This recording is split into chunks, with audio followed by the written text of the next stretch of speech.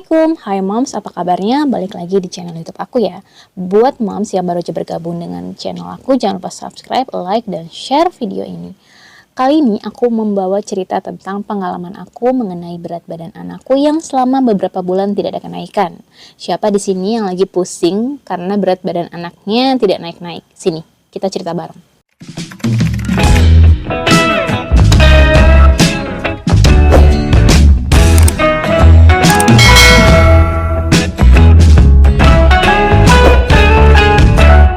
Lincah, aktif, banyak makan, tapi berat badan gak naik-naik atau bahkan gak naik sama sekali gitu.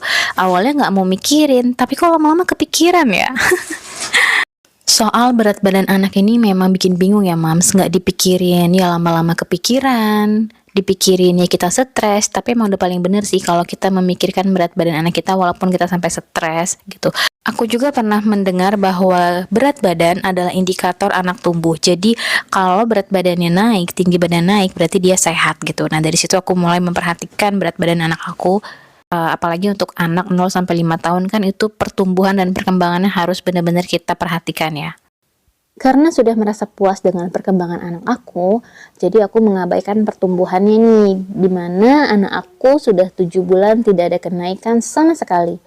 Awalnya aku memang cuek atau abai, lama-kelamaan aku jadi kepikiran dan ada ketakutan tersendiri kalau ada efek dari tidak naiknya berat badan selama beberapa bulan. Anakku berat badannya tidak naik sama sekali selama 7 bulan berturut-turut, sampai akhirnya di bulan Desember kemarin, tepat di usianya 21 bulan, anakku aku bawa ke rumah sakit untuk konsul ke dokter spesialis anak.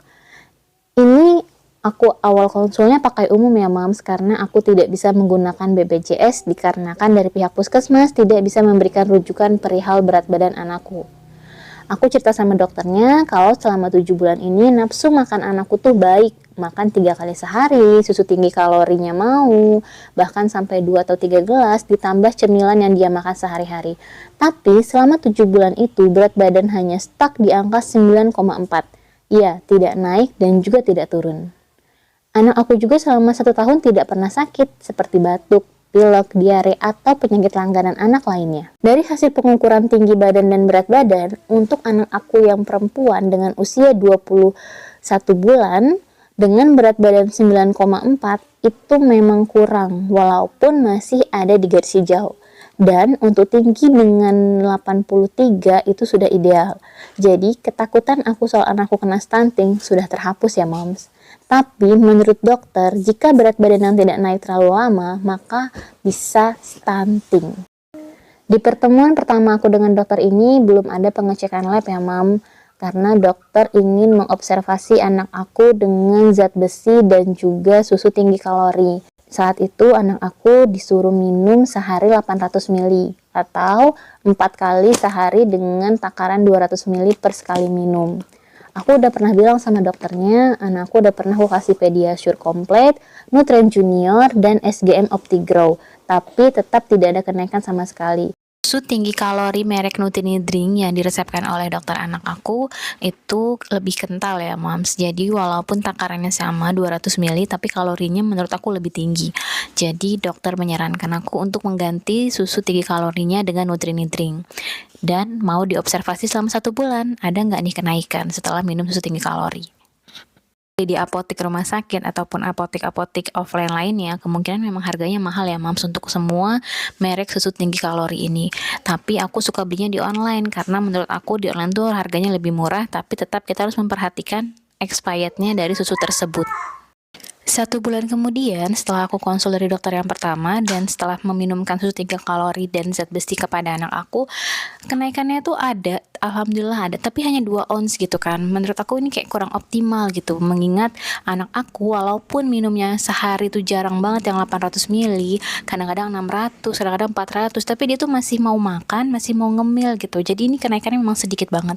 Aku nambah pusing seriusan karena aku berpikir pasti ada apa-apa deh dalam tubuh anak aku, sampai kok badannya tidak bisa menghasilkan berat badan yang optimal. Dan bener aja kan mam, setelah aku ketemu dokternya bilang ini berat badannya nggak optimal naiknya, seharusnya naik banyak gitu kan. Akhirnya dokter menyuruh aku untuk melakukan serangkaian tes pengecekan kayak cek darah, cek urin, cek feses, dan Roentgen. Jadi hari itu aku langsung mengecek semuanya. Setelah hasil pengecekannya keluar, ternyata semuanya itu normal, mulai dari darah, dari feses, dari urinnya itu normal. Dan ini adalah foto atau hasil dari Roentgen anak aku, bisa dilihat ya, tampak depan dan tampak samping. Nah, kalau untuk Roentgennya ini sebenarnya ada hasilnya sendiri ya. Dan ini adalah hasil dari foto toraks atau Roentgen dari anak aku, ini bisa baca ya, lihat tuh kesannya, menyokong gambaran TB pulmo. Jadi anakku ini kalau secara foto toraknya itu ada gambaran TB gitu, tapi dokter anak bilang ini nggak bisa dijadikan acuan, harus tes mantuk, karena kalau untuk TB anak ini ada skornya. Jadi bulan depan anak aku dijadwalkan untuk tes mantuk. Doain ya, mudah-mudahan ada hasil dari semua ini. Nah, cukup sekian cerita dari aku. Nanti aku lanjut lagi gimana hasil tes mantuknya. Buat moms yang anaknya lagi berusaha menaikkan berat badan, semangat, kita jangan sampai terlena dengan keaktifan anak. Tapi kalau berat badannya nggak naik, ya memang harus diperiksakan segera mungkin. Sampai jumpa di video aku selanjutnya. Bye.